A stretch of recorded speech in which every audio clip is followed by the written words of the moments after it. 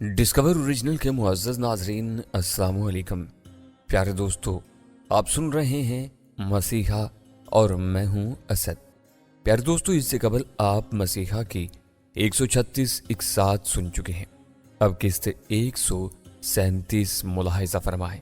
लेकिन इससे कबल आपसे रिक्वेस्ट है कि हमारे चैनल को आपने अभी तक अगर सब्सक्राइब नहीं किया तो इसे सब्सक्राइब कर लें और बेल आइकन को क्लिक कर लें, और साथ ही हमारी वीडियो को लाइक किया करें, शेयर किया करें और कमेंट्स बॉक्स में अपनी मोहब्बतों का इजहार लाजमन किया करें।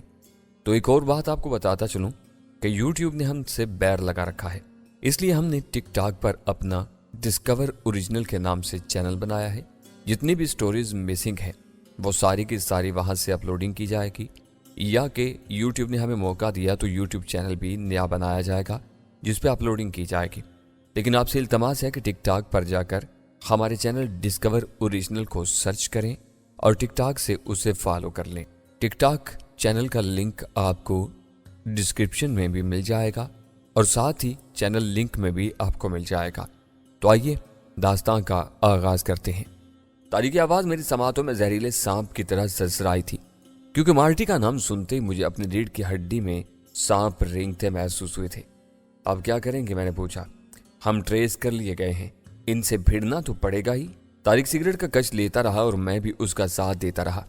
जरा देर बाद तारिक ने 2 सादा पान बनवाए और एक मुझे देते हुए नीची आवाज में बोला, बज़ाहिर बेपरवाह लेकिन अपने गिरदोपेश से मोहतात होकर मेरे साथ आते रहो। मैंने ऐसा ही किया।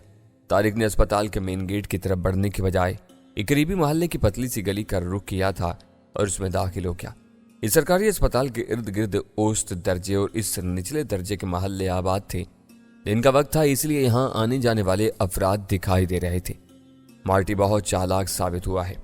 चरण और इसने मिलकर हमें फांसने की बड़ी जामे और मरबूत मंसूबाबंदी की है। तारिक तेज तेज चलते हुए बुड़बुड़ाया। इन दोनों को यकीन था कि हम अपनी तसल्ली की खातिर राम सिंह या दिलाराम अस्पताल का रुख कर सकते हैं। मैंने भी ख्याल जाहिर किया। बिल्कुल। तारिक ने इस बात में सर हिलाया और आगे बोला, कोई बात नहीं कि चरण भी यहीं कहीं मौजूद हो। वो अपने गुरु घंटाल की मौत का हमसे बदला लेने के लिए बेचैन होगा। मैंने भी लुकमा दिया। इस तरफ तारिक ने गली का एक मोड़ काटते हुए कहा और फिर रुक गया। क्या वो पीछे आ रहे हैं, मैंने पूछा। तारिक ने कोई जवाब दिए बगैर गली की दीवार की आड़ से अक्कम में जरा सर निकाल कर झांका, फिर पीछे होकर मुझसे बोला, वो तीनों इधर ही आ रहे हैं, होशियार रहना, इन पर हल्ला बोलना है। तारिक ने कहा और यकलख्त मेरे आसाब तन गए। हम दोनों निहत्ते थे। मुझे नहीं मालूम था कि तारिक अपनी हालत के पेशे नजर इनसे किस तरह नाबुर्द आजमा होगा। तो मैं इनसे भिड़ जाने के लिए बिल्कुल तैयार था। जिस गली में हम मुड़े थे ये बंद गली थी। यहाँ चंद एक ही अफराद खड़े या आते जाते दिखाई दिए। मेरा ख्याल है यहाँ आने के बजाय हम अस्पताल के अंदर ही चले जाते। मैंने कहा, वहाँ ये लोग हम पर हमला करने से कासिर रहते। अस्पताल के अंदर वो हमारे खिलाफ फौरन पुलिस की मदद लेने की कोशिश करते। तारिक मोड़ पर ध्यान देते हुए बोला, मत भूलो कि इस वक्त हम इंडियन पुलिस की नजरों में कातिल और मुजरिम हैं। ओह, उसकी बात समझकर मेरे मुंह से निकला, वो करीब आ गए हैं। तारिक ने सरगोशी की। मैं मुस्तैद था। कदमों की आवाज भी करीब आती महसूस होने लगी। मैं जानता था कि यहाँ लड़ाई हुई तो पूरे मोहल्ले में औदम मच जाएगा, लेकिन हुआ इसके बरक्स। वो तीनों तेज तेज कदमों से आगे निकलते चले गए। यह भी अच्छा हुआ, जल्दी पलट कर गली से निकल चलो, आओ, तारिक जोशीले लहजे में बोला और हमने तेजी से अपनी जगह छोड़ दी। मैं यही चाहता था, तारिक तेज तेज चलते हुए बोला। थोड़ी देर बाद हम उस मोहल्ले की भूल भलियों वाली गलियों से निकलकर अस्पताल के मेन गेट से अंदर दाखिल हो रहे थे।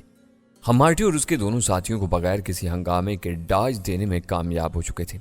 एक सरकारी अस्पताल के इस्तकबालिया की इस वक्त वही हालत थी जो होनी चाहिए थी। लोगों का बेपनाह रश था। तारिक ने न जाने क्या चक्कर चलाकर किसी न किसी तरह गौहर शाह और ताज के वार्ड का पता लगा ही लिया कि वो कहाँ दाखिल थे। अलबत्ता इस कोशिश में उसे निस्फ घंटा जरूर लग गया था। हम गंदी मैली और पान की पीकों से रंगीन सीढ़ियां चढ़ते पहली मंजिल पर आ गए। वहां से 2 तवील कॉरिडोर तेज तेज कदमों से तय करते हुए एक और जीने से दूसरी मंजिल पर पहुंच गए। हमारे सांस फूलने लगे थे। हमने एक जगह रुककर जरा सांसें बहाल की और फिर आगे बढ़े। यहाँ भी लोगों का रश था। गार्ड भी मौजूद थे, मगर बराए नाम। मतलूबा वार्ड VIP रूम्स के पास ही था। बाहर लोहे की ग्रिल का जंगला नुमा दरवाजा था। यहाँ कोई सिक्योरिटी के मुनासिब इंतजामात नजर आ रहे थे। करीब पहुंचने पर हम दोनों ठिठक गए। पुलिस की वर्दी में अफराद चौकस खड़े नजर आए। हम 2 सेकंड वहां खड़े रहने के बाद दूसरी जानिब की राहदारी में घूम गए और एक जगह लोगों से जरा हट कर दीवार से पुष्ट टिकाए खड़े हो गए। मुझे उम्मीद नहीं थी कि भरे पूरे सरकारी अस्पताल में सिक्योरिटी के ऐसे इंतजाम भी हो सकते हैं। तारिक होले से बुड़बुड़ाया। वो कुछ छल्लाया हुआ सा था। अमूमी बात है, मैंने कहा। चंद एक वार्ड ऐसे होते हैं जहां सिक्योरिटी के खुसूसी इंतजामात होते हैं, मसलन वीआईपीज, और ये दोनों मरदूद भी कम वीआईपीज नहीं हैं। यह मार्टी और चरण का काम हो सकता है। तारिक मेरी बात पर साथ करते हुए बोला। अब क्या करें? मैंने पूछा। अंदर तो किसी तरह दाखिल हो ही जाएंगे, लेकिन कमरे के सामने 2 पुलिस वालों को कैसे राम किया जाए? तारिक ने कहते हुए होंठ भींच लिए। पुराना हरबा कैसा रहेगा? मैंने कहा। हम किसी स्टाफ के भेस में अंदर जा सकते हैं। यह ख्याल तो मुझे भी आया था, मगर तुम देख रहे हो कि यहाँ पर सारे स्टाफ के लोग एक दूसरे को खूब अच्छी तरह पहचान रहे हैं। ये एक बड़ी उलझन है। दिन को वैसे भी सरकारी अस्पतालों में बहुत रश होता है। हमें रात को आना चाहिए था, मैंने कहा। यह भी तुम्हारी बात सही है। तारिक ने तायद में सर हिला दिया। अरे वो देखो, कहीं चरण तो नहीं है ये? मैं एकदम उस शख्स को देखकर चौंका जो ग्रिल वाले दरवाजे की जानिब बढ़ा था। उसके हाथ में कुछ खाने पीने की चीजों के शापर्स थे। सिक्योरिटी गार्ड ने उसे अंदर वार्ड या वीआईपी रूम्स में जाने की इजाजत दे दी। अभी मैं और तारिक वहीं दीगर लवाहिकीन के साथ खुले मिले खड़े थे कि जरा ही देर बाद चरण बाहर निकला और वहां मौजूद लोगों को घूर घूर कर देखने लगा। उसके अंदाजो अतवार से जोश और बौखलाहट के तासुरात जाहिर होते थे। एक तरफ हो जाओ, इस मार्टी ने फोन पर या किसी खुफिया ट्रांसमीटर पर हमारे बारे में मुतल्ला कर दिया है।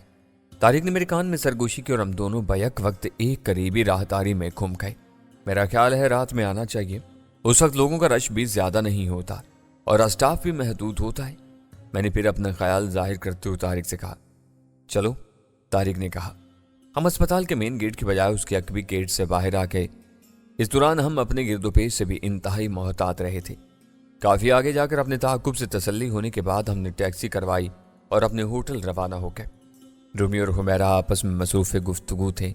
शायद इन दोनों में अब दोस्ती हो गई थी। अगरचे लड़ाई भी इनमें नहीं थी, लेकिन रूमी ने कुछ सर्द जंग की सी सूरत हाल पैदा करने की कोशिश की थी, जो मैंने उसी वक्त ठंडी कर दी थी। वापस लौटकर तुम दोनों ने बिल्कुल ठीक किया, रूमी बोली। बाज अहम काम एक मरहले में नहीं होते। फिर थोड़े तवक्कुफ के बाद वो दोबारा बोली, मेरा ख्याल है अब रात में तारिक के बजाय मुझे सैफ के साथ जाना चाहिए। मुमकिन है सिक्योरिटी गार्ड एक औरत को देखकर अंदर जाने की इजाजत दे डाले। इसकी तजवीज़ काबिल गौर थी, मगर तारिक भी साथ चलना चाहता था। हुमैरा का मसला था कि आया उसे अकेला यहाँ छोड़कर जाया जा सकता था या नहीं। ये बात और हमारा तजब्जब भापते ही वो बोल पड़ी, तारिक भाई भी जाना चाहें तो जा सकते हैं। अच्छा है 2 से 3 भले, 1 से 2 भले सही मुहावरा है। मैंने तसीह की। तौबा है, हुमैरा को भी नहीं बख्श रहे। रूमी हंस कर बोली, मैं समझती थी कि सैफ मेरी ही तसीह करता है। ये तो सबको खड्डे लगाता है, यह इसकी आदत है। हुमैरा भी मुस्कुरा कर बोली, लेकिन आप अकेली यहां रह लेंगी? तारिक ने उसकी तरफ देखकर पूछा। इसमें कोई कबाहत तो नहीं है? हुमैरा ने सवालिया निगाहों से हमारी जानिब देखा। देखो ना, वो लोग सब वहां मौजूद हैं। फिर मार्टी और चरण के बारे में भी तुम लोग बता चुके हो कि वो किस कदर चालाक और खतरनाक लोग हैं। मेरा इरादा यही था कि रूमी साथ न चले, सिर्फ तारिक और मैं काफी थे। लेकिन मैं ही नहीं बल्कि तारिक भी यही चाहता था कि हुमैरा को यहां अकेला नहीं छोड़कर जाना चाहिए, कोई उसके साथ मौजूद रहता। मगर रूमी ने अपनी पख छोड़ी थी। मुमकिन था वहां खतरनाक दुश्मनों की मौजूदगी मार्टी और शरण के सबब वो ऐसा कह रही हो। तुम्हें कम अज कम गौहर शाह और ताज की कंडीशन के बारे में तो किसी स्टाफ वगैरह से पूछ ही लेना चाहिए था। आखिर पता तो चलता वो दोनों बदबख्त शैतान और चेले किस हाल में हैं, अधमरे हैं या भले चंगे हो रहे हैं। रूमी ने आखिर में कहा। हमें यह ख्याल बहुत बाद में आया था, तारिक ने एक खिफ़त से कहा। दरहकीकत हम वहां मार्टी और चरण वगैरह में उलझ गए थे, इसलिए हम दोनों को इनका ध्यान नहीं रहा। अब क्या तय पाया है? रूमी बेचैनी से बोली। लंच का वक्त हो चला है, फिर थोड़ा कहलोरा, उसके बाद हतमी फैसला करेंगे। अभी हमारे जहन उलझे हुए हैं। मैंने कहा और हुमैरा को रूम सर्विस फोन करने को कहा। शाम 5 बजे हम चारों फ्रेश हो चुके थे और चाय पी रहे थे। जब रूमी के जाने न जाने की बहस फिर शुरू हुई तो हुमैरा ने अचानक कहा, तब फिर मेरी यही तजवीज़ होगी कि मैं भी साथ चलूं। हम तीनों चौंक कर उसकी तरफ देखने लगे। 2 मर्द और 2 खवातीन अलग अलग अंदाज में भी मार्का सर कर सकते हैं। इसमें बहुत सी आसानी हो सकती है हमारे लिए। नहीं हुमैरा, तुम्हें उन खतरात से दूर रहना चाहिए। मैंने संजीदगी से कहा। यूं मैंने नहीं बल्कि तारिक और रूमी ने भी इसी बात का इजहार किया था। इस पर मुझे खुशी थी। तारिक और रूमी बहरहाल मेरे जानिसार और सच्चे दोस्त थे। हुमैरा और मेरे जज्बाती रिश्ते का वो अब एहतराम करने लगे थे। किस खतरे की बात कर रहे हो तुम सैफ? हुमैरा ने मेरी जानिब देखकर कहा। तुम जानती हो कि मेरे लिए ये कोई नई बात नहीं। क्या भूल गए तुम लाहौर के मार्के में जब ताज और इसके गुंडों के साथ हम दोनों धमाचुकड़ियां मचाया करते थे? खातिर जमा रखो, यूके में सिविल डिफेंस की तरबियत हर शहरी को दी जाती है। इसके अलावा मैं शूटिंग क्लब की मेंबर भी रह चुकी हूँ। और फिर मत भूलो कि मेरा भाई माजिद भी इन्हीं दरिंदों का शिकार हुआ था। इन्हीं की वजह से हमारी हस्ती बस्ती और पुरस्कून फैमिली पर बात हुई। मैं भी इन खूनी सौदागरों के खिलाफ अपने दिलो दिमाग में वैसा ही जज्बा रखती हूँ जैसा कि तुम तीनों के दिलों में आतिश फिशा बन के उबलता रहता है। हुमैरा ये कहकर खामोश हो गई। आम हालात में ऐसी गुफ्तगू में उसकी दिलनशी आंखें नमनाक सी हो जाया करती थी, लेकिन इस बार मैंने देखा कि उसकी कुशादा आंखों और दिलकश चेहरे पर बुर्दबारी और जोश के साए लहरा रहे थे। हुमैरा की बात में शायद कुछ ऐसी असर पजीरी थी कि जिसने हम तीनों को तासुर अंगेजी से खामोशी में मुब्तला कर दिया। मुख्तसर तैयारी के बाद हम चारों होटल से निकले और टैक्सी में बैठकर गंगाराम हॉस्पिटल रवाना हो गए। शाम ढल रही थी। मतलूबा मंजिल पर पहुंचने में हमें रात हो गई। वजह ट्रैफिक का गैर मामूली अज़दहम था। इस बार हम हॉस्पिटल के गेट के बजाय थोड़ा दूर ही उतर गए। टैक्सी वाले को फारी करने के बाद हम पैदल हॉस्पिटल की तरफ चल दिए। ताम गिरदोपे से चौकन्ना जरूर थे। जरा करीब पहुंचे तो इस बार हमने अंदर दाखिल होने का मंसूबा मुख्तलिफ तय किया। अकवी गेट से मुझे और तारिक को दाखिल होना था, जबकि मेन गेट से रूमी और हुमैरा दाखिल होती। इस बार हमने ठेले वाले से फ्रूट और कुछ खाने पीने की अशिया खरीद ली थी। रूमी और हुमैरा ने भी यही किया था, यूं जैसे हम अंदर अपने किसी मरीज की आयादत के लिए आए हों। बाकी रूमी और हुमैरा के एक साथ होने की क्या मंतक थी, ये बात समझ में आने वाली थी। अब ये बताने की भी जरूरत नहीं थी कि होटल से निकलते वक्त हमने हल्का फुल्का रेडीमेड मेकअप भी कर लिया था, क्योंकि अब सूरत हाल और थी। मैं और तारिक अकवी गेट के करीब पहुंचकर अंदर दाखिल हो गए। वहां कोई खास रोक टोक नजर नहीं आ रही थी। रात में मरीजों का रश भी दिन के मुकाबले ही में कम नजर आ रहा था। मेरा अंदाजा दुरुस्त साबित होने पर तारिक भी हैरान था और अब इसे भी उम्मीद पैदा होने लगी थी कि मैदान आगे भी सहल हो सकता है। हम गिरदो पेश से चौकन्ना अंदर दाखिल हो चुके थे। अगरचे रेडीमेड मेकअप में थे, लेकिन फिर भी एहतियात का दामन थामे हुए थे। मार्टी चरण और उसके दोनों साथियों से मुठभेड़ हो सकती थी। हमारा प्लान यही था कि पहले मतलूबा वार्ड के फ्लोर पर हमें पहुंचकर दूर दूर रहते हुए मिलना था। इसके बाद पहले हुमैरा और रूमी को जाना था, फिर मुझे और तारिक को। मतलूबा मकाम पर पहुंचकर हम ठहर के। हुमैरा और रूमी भी पहुंच चुकी थीं। वह हमसे थोड़े फासले पर थीं और फिर हमारे इशारे पर वो लोहे के जंगले वाले दरवाजे की जानिब बढ़ी। गिरदोपेश का जायजा लेने पर हमें बैरूनी तरफ कोई दुश्मन या उनका कोई साथी खड़ा नजर नहीं आया। मुमकिन था इनमें से कोई एक या दो अंदर कॉरिडोर या वार्ड रूम में मौजूद हो सकते थे। अलबत्ता दूर से हमें दो पुलिस वाले अंदर कॉरिडोर में जरूर खड़े नजर आ गए थे। ये तशवीश वाली बात थी। हम बगैर किसी हंगामे की सूरत हाल का अपनी आंखों से जायजा लेना चाहते थे। अगरचे गौहर शाह और ताज के बारे में मालूमात हमें अमले के किसी भी शख्स से मिल सकती थी, लेकिन अपनी आंखों से इन दोनों मलूनों का हाल देखना और बात थी। अलबत्ता सिर्फ मेरे और तारिक के दरमियान यह बात तय थी कि मौका मिलते ही हम इन दोनों को जहन्नुम वासिल करने की कोशिश जरूर करेंगे। अगर मार्टी या चरण सामने आए तो इन्हें भी जिंदा नहीं छोड़ेंगे। हमने एक कोने की आड़ से हुमैरा और रूमी को देखा। वो दोनों जंगले वाले दरवाजे पर खड़ी गार्ड की मिन्नत समाजत करने में लगी हुई थी, मगर गार्ड नहीं मान रहा था। यह देखकर मैंने होंठ भींच लिए। तारिक भी मुतफक्किर नजर आने लगा। ताहम हम दोनों ने अभी तक कोई पेशकदमी नहीं की थी। थोड़ी देर बाद शायद वो उसे मनाने में कामयाब हो गई, लेकिन तब भी मुतय्यन गार्ड ने सिर्फ एक ही को अंदर जाने की इजाजत दी और रूमी अंदर चली गई। यह भी ठीक है, तारिक ने होली से कहा। फिर रूमी के अंदर जाते ही मैं और तारिक हरकत में आए और जंगले की तरफ बढ़े। खाने पीने की चीजों के चापर्स हमारे हाथों में थे। हुमैरा वहीं करीब ही खड़ी थी। वो हमसे और हम उससे अनजान बन गए। अंदर हमारा मरीज दाखिल है, ये खाने पीने की चीजें पहुंचानी है, मैंने गार्ड से मुस्कुरा कर कहा। वो दरमियाने कद और दरमियानी उम्र का सांवला सा आदमी था। इसने गहरे सुर्ख रंग की वर्दी पहन रखी थी। सॉरी जनाब, एमएस साहब का हुक्म है कि वीआईपी रूम्स में जाने की किसी को इजाजत नहीं है, उसने जवाब दिया। भाई मेहरबानी होगी, ज्यादा देर अंदर नहीं लगाएंगे, मैंने उसकी मिन्नत समाजत शुरू कर दी। हरगिज नहीं, उसने रुखाई से जवाब दिया। ये चीजें कहो तो मैं अंदर आपके मरीज तक पहुंचा देता हूँ।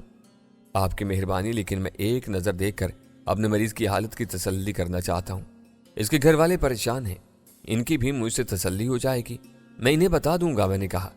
وہ پھر بھی نہیں مانا تو طارق نے کہا کہ خواہ ایک ہی کو اندر جانے دیا جائے۔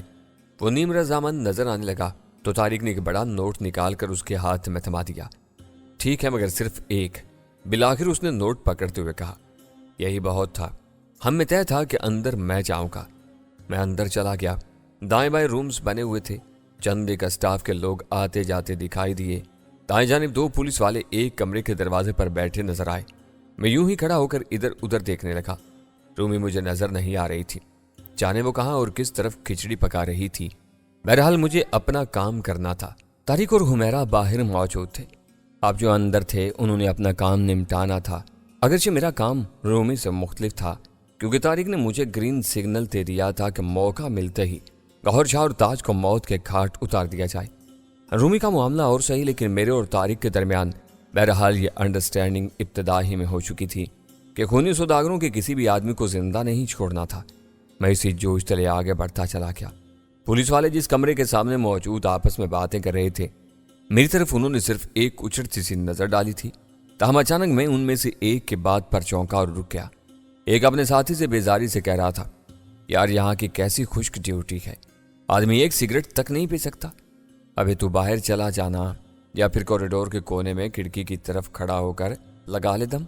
دوسرے نے اپنے ساتھی کو مشورہ دیا، باہر تو نہیں جا سکتا، چلو کھڑکی والا آئٹم کر لیتے ہیں۔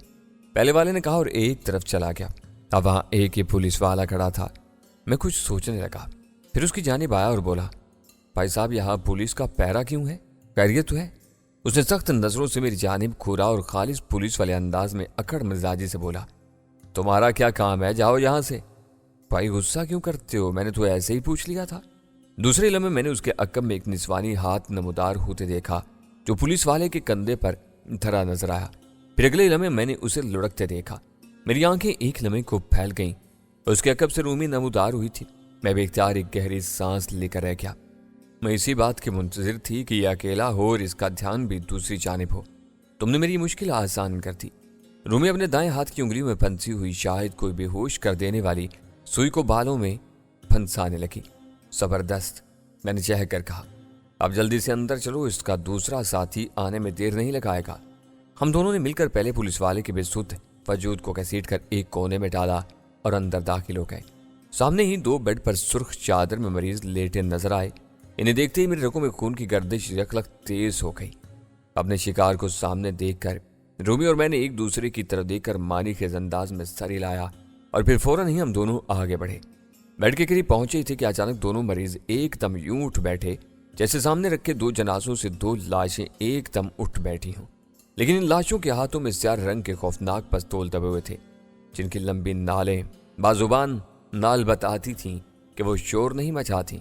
دوسرا جھٹکا ہمیں یہ دیکھ کر لگا تھا کہ وہ دونوں لاشیں گوہر شاہ اور تاج کی نہیں بلکہ مارٹی اور چرن کی تھیں۔ وہ دونوں مریضوں کی جگہ پر لیٹے ہوئے تھے۔ چال ہماری الٹی گلے آن پڑی تھی۔ ہم بھول گئے تھے کہ ان لوگوں نے آج دوپہر ہمیں دیکھ لیا تھا اور یہ بھی کہ ہم دوبارہ یہاں آ سکتے تھے۔ جس چیز کی یک و یک 2 سنسناتی اور سرگوشیاں ابھریں، میں تو ہکا بکا ہی رہ گیا تھا۔ البتہ رومی نے حاضر دماغی سے کام لیتے ہوئے کہ میں شاید اس مہلک وار سے خود کو بچا نہ پاؤں، اس نے ایک پینتھ 2 کاج کر دکھایا، یعنی سائلنسر لگے پستولوں کی گولیوں سے نہ صرف خود کو بلکہ مجھے بھی یوں بچایا کہ مجھے وہ دھکا دیتے ہوئے سائڈ پر دیوار سے جا لگی۔ دونوں گولیاں زٹ زٹ کی آوازوں سے دیوار میں پوست ہو گئیں۔ مارٹی اور چرن کے پستولوں والے ہاتھ یکدم ہماری جانب گھومے۔ میں بھی بچنے کی کوشش ہی میں تھا کہ رومی نے اچانک مارکا دے مارا۔ اس نے سائڈ ٹیبل سے کوئی ٹرے اٹھا کر ان کی جانب اچھال دی۔ ٹرے اس کے پستول والے ہاتھ پر لگی، وہ اس کے ہاتھ سے چھوٹ کر بستر سے فرش پر آن گرا۔ چرن کو صحیح طور پر ہمارا نشانہ لینے کے لیے اپنی پوزیشن بنانا پڑی، اور جیسے ہی اس نے رخ بدلا رومی کا ہاتھ پھر حرکت میں آیا۔ اس نے نہ جانے اور کیا شے اٹھا کر اس کی جانب اچھال دی تھی، جو چرن کے پستول والے ہاتھ پر تو نہیں لگی، البتہ اس کی پیشانی کی توازن ضرور کر ڈالی۔ اس کے حلق سے کراہ امیز چیخ خارج ہو گئی۔ ادھر تب تک میں اپنی کارروائی مکمل کر چکا تھا، یعنی رومی کے دوسرے وار کرنے تک میں خود کو فرش پر گرا چکا تھا اور 2-3 تیزی سے لڑکنیاں کھاتے ہوئے مارٹی کا پستول اچک لیا، جس پر اپنے بستر سے چھلانگتے ہوئے مارٹی نے بھی یک بیک جھپٹ لگائی تھی۔ پستول میرے ہاتھ سے نکلتے نکلتا رہ گیا۔ मार्टी मुझ पर हावी होने की कोशिश करने लगा। इसकी हतमी कोशिश यही थी कि वो अपना पिस्तौल मेरी गिरफ्त से छुड़ाकर इस पर काबज हो जाए। इसका मतलब जाहिर है मेरी मौत भी हो सकता था। यही वजह थी कि मैंने अपनी पूरी जान सर्व कर दी। मगर मार्टी भी कमबख्त ढीठ और सख्त जान था। किसी तरह भी वो पिस्तौल छोड़ने के मूड में नजर नहीं आ रहा था।